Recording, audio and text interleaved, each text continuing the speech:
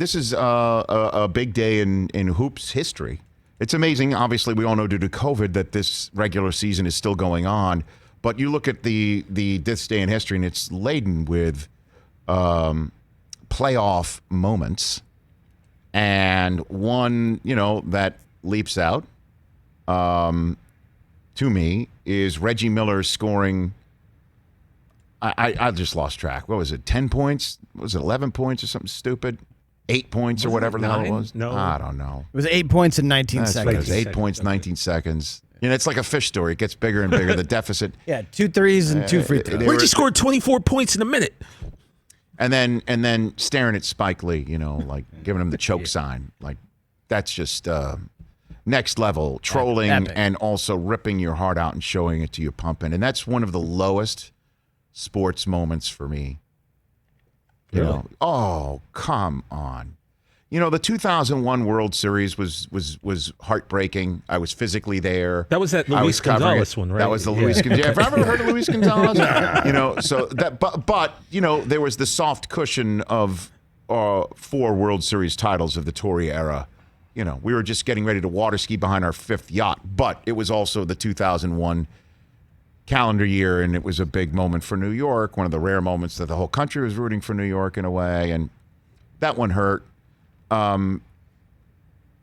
Mattingly's last game, because we all knew, we sensed it was going to be Mattingly's last game, where Ken Griffey Jr. comes all the way around to score in the old Kingdome for the Yankees to lose to the Seattle Mariners. That one made me, when I was sitting in Redding, California, I know we're on the Redding Chico radio affiliate. I say hello to all my friends in the North State that I used to broadcast to every night from KRCR-TV. My best to Mike Mangus, who's still there. I was sitting in my apartment in Redding, California, and I snapped the TV off, and I sat in silence for about 10, 15 minutes. It was at that time of night where, dusk was hitting, and it was just, I sat in silence. But this Reggie Miller one was pretty damn bad, man. Because honestly, and this is why, another reason why Dolan completely sucks is, you ask any Knick fan, who do you hate the most? Jordan is number one, even though he's kind of above that. Isaiah Thomas is 2. Or you could even take Jordan out. Let's take Jordan out because he's above it. Let's put Larry Bird 1. Okay, and Reggie Miller would be 2. And number 3 for me, because I also was at Michigan during the bad boy era, Isaiah Thomas. Just as Ewing was beginning to ascend in the same way that the bad boys were standing in the way of Jordan, they were standing in the way of Ewing and the Knicks at the same time too, and I hated them. And Knick fans hated him too. So let's get Dolan to not only hire him once but twice, but to also support him when he's absolutely ruining the franchise in so many different ways. Tone deaf. But I the Reggie Miller day, this was a low day for me, man. What was that for you? Was it Aaron Boone? Yeah. You talk about that moment where you snapped off the TV, sat there in the dark for a while. That's exactly what I did in 2003 when Boone hit that home run. I was watching at a friend's house, and it was just him and I watching. As soon as he hits it, my buddy leaves the room.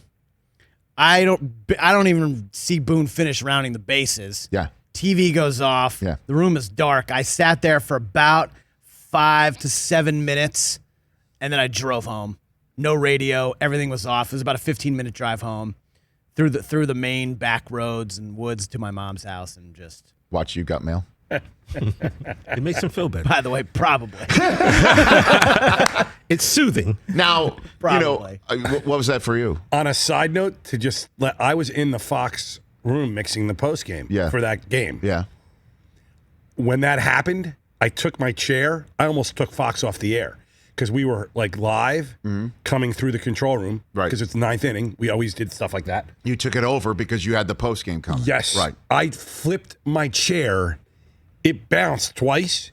And the rack where all the patches are for the audio. Get out of here. It bounced off the patch. So swear to God. You almost snapped off the TV before Brockman had an opportunity. He would have lost. Oh, my God. When I saw it going, I jumped. I have goosebumps now. It was funny as hell. Wow. And my A2, we're sitting in the room, and they're like, oh, my God, you almost took us off. Wow. It would have taken the patches. Joe Buck's in the call, and all of a You sudden, would the have United no States of audio. America, it's like the end of The The Sopranos. Yeah, it just goes dark. It would have gone dark. You would Yeah, not have just heard. goes dark, and the whole country's like, "What the hell happened?" By the way, when The Sopranos, Susie and I had all of our friends over at our house. Susie got a whole bunch of like chicken parm and meatballs here, all the spaghetti and meatballs. We just got this whole thing. Invited a whole bunch of people over to watch it. We had all of that wine flowing, unbelievable. We're all sitting there. The Sopranos ends and it goes dark.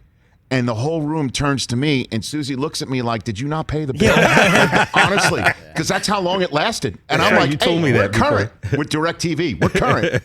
Like, don't look at me. And That's how David long Chase it was. wanted that to be 30 seconds of black and silence. Well, that would have been a longer one for me, because then Susie was ready to pull out the bill and say, "Are we in arrears?" The whole think room it ended staring up- at Credit you. rating going It down. ended up being like 5 or 6, right? But he wanted it way longer. So what was your TJ Jefferson? Your sad moment? You must have many of them since Well, you've got 10 I have a teams lot that you of root teams, for. so Yes. there's a lot of sad There moments. must be a lot of sad moments. I've got to a point a few years ago, guys, where I got so into games it would bother me so much that I literally had to have a talk with myself, like, bro, you've got to chill out. So I don't get as upset as I do, but I do recall the January 11th, 2015, the Packers-Cowboys Des Bryant caught it game. I remember that, and it was, you spoke of him earlier. I was at Ashton's house, and I'm his daughter Wyatt's godfather. I'm holding her. She had just fallen asleep on my shoulder as the play happened, and I couldn't scream. I couldn't yell because I'm holding the baby, but I'm shaking. I'm so upset, but I couldn't do anything because I've got this baby on my shoulder asleep, and I just had to internalize it all. And I remember just sitting down in the chair, and he just stared at me, and he's like, "Should I get her?" I'm like, "No, I think I need her right now." And I held on to Wyatt, and just like I let all the anger go. I'm like, all right, it doesn't matter. I'm holding the baby. It's fine. But I don't know what would have happened if I wasn't holding the baby. By the way, at that moment. I'm just glad that the ground didn't cause an incompletion for that. Also, I mean, you it go to really the ground with a baby, and then and then all of a sudden it just turns in your arm. You got to complete the. She was the thing swaddling. that kept me from like completely losing my mind. So I was kind of glad I was holding her, because otherwise I don't know what I would have done. I'd have jumped out the window. Hey, you watched all the way to the end. Thanks for that. Watch more right here.